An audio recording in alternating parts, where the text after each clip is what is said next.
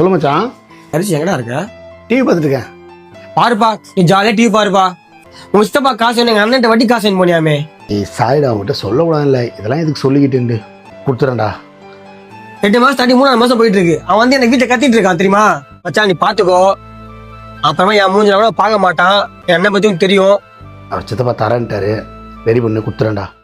இந்த ஆளா என் ஃப்ரெண்ட்ஷிப் போயிடும் போல. இந்த மழை வேற நச நசன பெஞ்சிக்கிட்டே இருக்கு. ஹரியா தப்பா ஃபோனை எடு.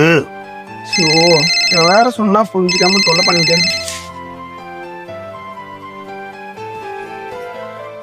நீ இந்த அளவுக்கு ஃபோன் பண்ணுறது வேஸ்ட்டு. அவன் தனுஷ் ஃபோன் பண்ணா இதை நான் கடவாம என்கிட்ட கத்துவான்.